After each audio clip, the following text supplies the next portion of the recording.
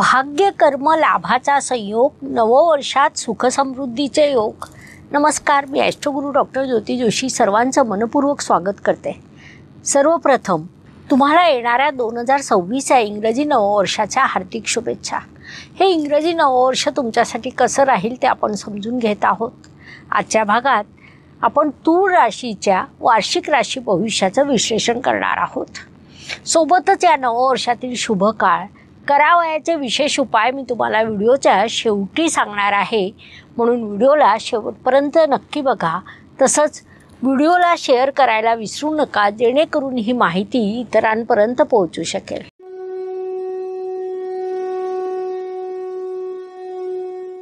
नववर्षाची चाहूल लागली की ज्योतिषप्रवीणकडून वार्षिक राशी भविष्याची मागणी होत असते. येणारं नववर्ष आपल्यासाठी कसं राहील, वर्षातील कोणता काळ शुभ आहे, कोणत्या काळात आपण सावध राहायला हवं, अशा अनेक गोष्टी समजून घेण्यासाठी सर्वजण उत्सुक असतात. आपणही दरवर्षी वार्षिक राशी भविष्यातून या गोष्टीचं विश्लेषण करत असतो. त्यानुसार आजच्या भागात आपण सर्वप्रथम तूळ राशीविषयी थोडक्यात माहिती समजून घेऊया. समान न्याय करणारे, सर्वांना सोबत घेऊन चालणारे व्यापारी लोकांची रास म्हणजे तूळ रास. एक पुरुष हाती तराजी घेऊन त्यात काही वस्तू घेऊन उभा आहे, अशी आकाशातील नक्षत्राची प्रतिकृती म्हणजे तूळ रास होय. तराजू या राशीचं प्रतीक आहे. तो समतोल दर्शक मानला जातो, न्यायाचं प्रतीक मानला जातो. त्यामुळे समतोलपणा राखणं, सर्वांना समान न्याय देणं, सत्याचा पुरस्कार करणं आदी गुण या राशीच्या मूळ स्वभावात असतात. सोबतच या लोकांमध्ये व्यापारी प्रवृत्ती देखील आढळून येते. तूळ राशीचे जातक हे रंगाने गोरे, मध्यम बांध्याचे, चेहऱ्याने सुंदर असतात. ते सदैव प्रसन्न चित्त राहून आपल्या हसतमुख चेहऱ्याने सर्वांचं लक्ष वेधून घेतात. या लोकांचं वैशिष्ट्य म्हणजे हे ज्याला एकदा आपला मित्र मानतील त्याला सर्वस्व अर्पण करतील. हे लोक आतल्या गाठीचे असतात, कारण इतरांच्या मनातल्या गोष्टी ओळखण्याचं कसब त्यांच्याकडे असतं. मात्र आपल्या मनातील गोष्टी ते इतरांना कधीच कळू देत नाही. कोणत्याही विषयावर तत्काळ आपल्या भूमिकेत येऊन निर्णय घेण्याची क्षमता यांच्यात असते. हे लोक परिस्थिती कशीही असली तर स्वतःला सामावून घेतात. तूळ राशीच्या जातकांच्या मुख्य दुर्गुण म्हणजे छोट्या छोट्या गोष्टी यांचं चित्त विचलित करू शकतात. यांची कल्पनाशक्ती दांडगी असते, ध्येय मोठं असतं, न्यायप्रिय आणि नियमांना धरून चालणारे असा त्यांचा स्वभाव असतो. असे लोक समाजकारण आणि राजकारणात यशस्वी होऊ शकतात. समाजकार्य करण्याची विशेष आवड असते. सोबतच आपल्या लाभ नुकसानीच्या बाबतीत हे लोक दक्ष असतात. बोलण्यात चतुर, व्यवहारात चोख असतात. त्यामुळे तूळ राशीचे लोक हा कोणताही व्यापार व्यवसायात यशस्वी होतात. तूळ राशीच्या कलात्मक, विचारशील आणि संतुलित मंडळींनो, तुम्ही अशा राशीचे लोक आहात की ज्यांच्या आयुष्यात सौंदर्य आणि न्याय या दोन गोष्टी समान महत्त्वाच्या असतात. तुमच्या राशीचा स्वामी शुक्र हा प्रेम, समतोल आणि सौंदर्याचा कारक म्हणून ओळखला जातो. या नववर्षात शुक्र तुमच्यासाठी नवीन रंग भरणार आहे. काही गडद तर काही उजळ, पण चित्र नक्कीच सुंदर होणार. तूळ रास म्हणजे न्याय होय. नेहमी प्रत्येक गोष्ट तोलून मापून पाहणारे. कधी स्वतःचा न्याय करायला बसलात तर दिवस निघून जातो, पण निर्णय होत नाही. 2026 हे नववर्ष तुम्हाला सांगणार आहे, निर्णय घ्या. त्या निर्णयावर विश्वास ठेवा, कारण वेळ थांबत नाही. आणि संतुलन म्हणजे सतत बदल स्वीकारणं. तुम्ही संबंध जपणारे आणि संवादातून जग बदलणारे व्यक्ती आहात. तुम्ही प्रत्येक गोष्टीत समरसता शोधणारे व्यक्ती आहात. तुमचं मन चंद्रासारखं नसलं तरी ताऱ्यांसारखं तेजस्वी आहे. तुम्ही इतरांना शांतता देता, मात्र तुमच्या मनात वादळ उठत असतं. 2026 वर्षात हेच वादळ तुम्हाला दिशा देणार आहे. राजा हरिश्चंद्र म्हणजे न्यायासाठी उभा राहिलेला आणि धर्मनिष्ठ राजा होय. त्याने सर्व काही गमावलं, परंतु न्यायाचा तोल ढळू दिला नाही. हाच तूळ राशीचा आत्मा आहे. तुम्ही कधीही हार मानत नाही. हार मानताना देखील तुमचं तेज हरवत नाही. 2026 या वर्षात घडणाऱ्या मोठ्या आणि विशेष घटनांचा विचार केला असता या नववर्षात केवळ शनी सोडून सर्व ग्रह राशी परिवर्तन करतील. या वर्षात शनिदेव एकटे स्थिर राहतील. ते देखील तुमच्या षष्ठ स्थानात, जे त्यांच्या आवडीचं स्थान मानलं जातं. शनिदेव तुमच्यासाठी केवळ योगकारक नाही तर राजयोगकारक आहे. त्यामुळे त्यांचं स्थिर राहणं तुमच्यासाठी अत्यंत महत्त्वाचं ठरेल. इतर सर्व ग्रह राशी परिवर्तन करतील. त्यात गुरुदेव एका राशीत साधारणपणे 12 ते 13 महिने विराजमान असतात. ते या नववर्षात चक्क 3 वेळा राशी परिवर्तन करतील. मिथुन, कर्क आणि सिंह म्हणजे तुमच्या भाग्यस्थानातून, कर्मस्थानातून आणि लाभस्थानातून प्रवास करणार आहे. जानेवारी ते मे या काळात गुरुदेव मिथुन राशीत म्हणजे तुमच्या भाग्यस्थानात असतील. त्यांचा प्रवास तुमच्यासाठी महत्त्वपूर्ण ठरणार आहे. मिथुन राशीतील गुरुदेव तुमचं भाग्य बळकट करतील. सोबतच व्यक्तिमत्व, प्रवास, संतती, नवीन क्रिएटिव्हिटी, मीडिया, सोशल मीडिया, नातेवाईक, नातेसंबंध ते तुम्हाला शुभफळ देतील. 2 जून रोजी गुरुदेव तुमच्या कर्क राशीत म्हणजे तुमच्या कर्मस्थानात प्रवेश करतील. विशेष बाब म्हणजे तिथे ते उच्चीचे होतील, ज्यामुळे तुम्ही करिअरमध्ये एक झेप घेणार आहात. प्रमोशन होईल, मानसन्मान प्राप्त होईल, नवीन जबाबदाऱ्या प्राप्त होतील, ज्या बळावर तुम्ही प्रगती कराल. तशा शुभसंधी तुम्हाला प्राप्त होतील. 31 ऑक्टोबर रोजी गुरुदेव तुमच्या लाभस्थानात प्रवेश करतील. ज्योतिष नियमानुसार 11वा गुरु अत्यंत लाभदायक आणि सगळ्यात शुभ मानला जातो. या काळात समाजात प्रभाव वाढणार आहे. तुमच्या लाभात वृद्धी घडून येईल, इच्छापूर्ती होईल, तुम्ही बघितलेल्या स्वप्नांची पूर्ती घडून येईल, अनेक प्रवास घडतील, त्या प्रवासातून लाभ होईल, क्रिएटिव्हिटी वाढेल, शिक्षणात यश मिळेल, संततीत सकारात्मकरित्या प्रगती करेल, त्याचा आनंद प्राप्त होईल. संतती इच्छुक जातकांची मनोकामना पूर्ण होईल. सगळ्यात महत्त्वाची बाब म्हणजे गेल्या काही काळापासून घरात जो विसंवाद सुरू होता तो थांबेल, ज्यामुळे घरात सुखशांती वाढेल. तुमचं आणि जोडीदाराचं एकमत होईल, त्या दिशेने तुम्ही सकारात्मक वाटचाल कराल. पुढील महत्त्वाची घटना म्हणजे मंगळ ग्रह मकर राशीत उच्चीचा होणार आहे. 16 जानेवारी ते 23 फेब्रुवारी या काळात मंगळ ग्रह मकर राशीत म्हणजे तुमच्या 4थ स्थानात उच्चीचा होईल. येथे अनेक परस्पर विरोधाभासाच्या घटना घडतील. पत्रिकेतील 4थ स्थान म्हणजे सुखस्थान, वास्तुस्थान. जिथे शांतता हवी तिथे मंगळासारखा उग्र ग्रह जेव्हा उच्च अवस्थेत येतो तेव्हा तो शांतता भंग करतो. घरामध्ये विनाकारण विसंवाद होतात. घरातील वातावरण विनाकारण तापतं. एकमेकांना विनाकारण दूषणं दिली जातात. या काळात जर तुम्ही आपल्या मूळ स्वभावानुसार योग्य संतुलन निर्माण केलं, अतिरिक्त ऊर्जेला थांबवलं, तर तुमच्या घरातील वातावरण सकारात्मक होऊ शकतं.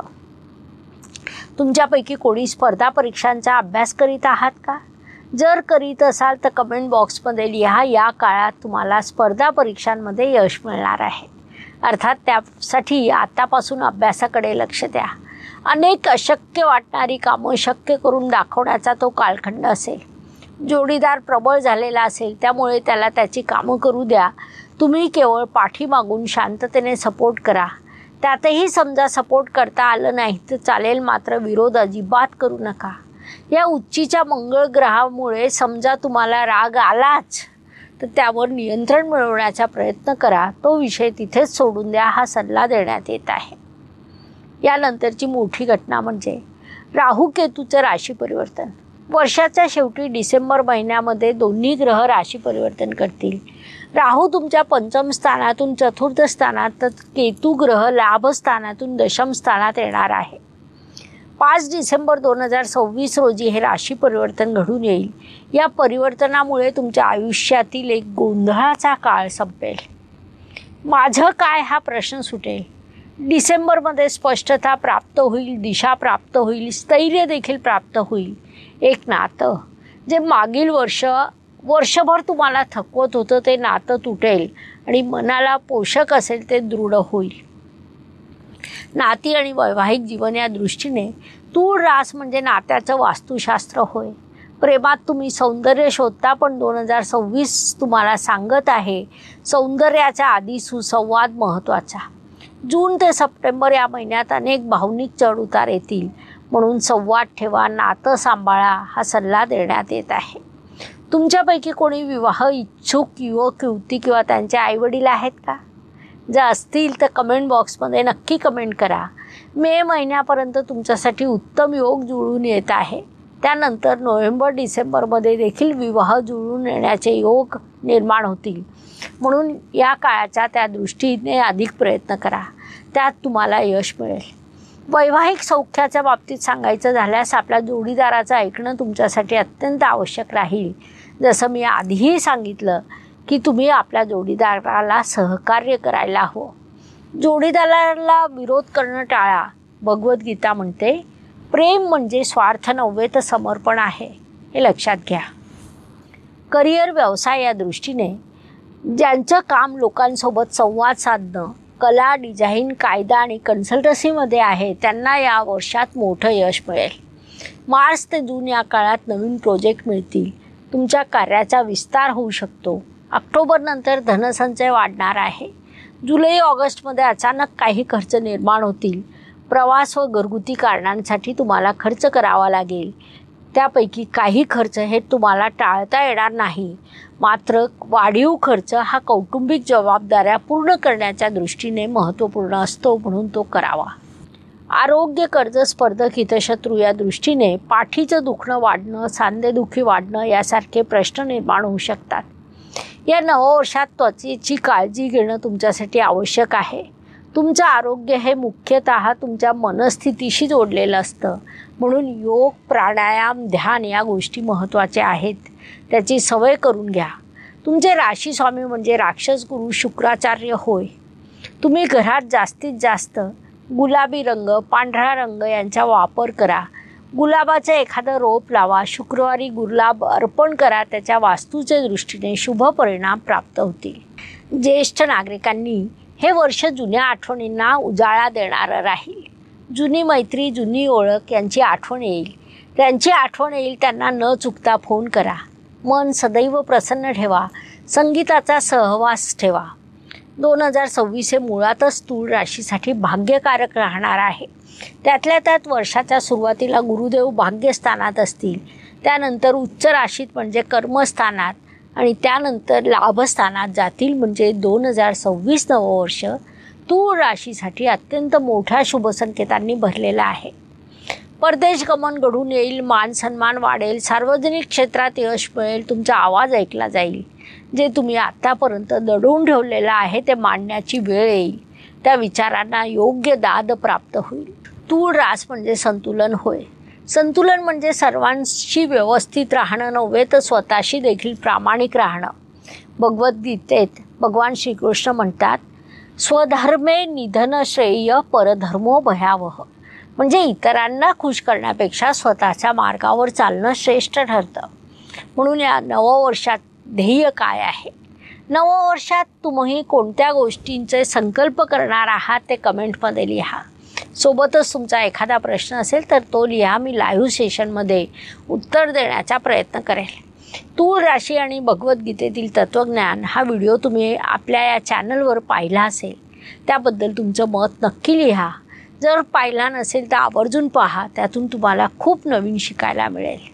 तूळ राशीच्या जातकांसाठी वर्षाच्या सुरुवातीला म्हणजे जानेवारी महिन्याचा दुसरा पंधरवाडा, मे महिन्याचा पहिला आणि चौथा आठवडा, सप्टेंबर महिन्याचा पहिला, दुसरा आणि तिसरा आठवडा शुभ आहे.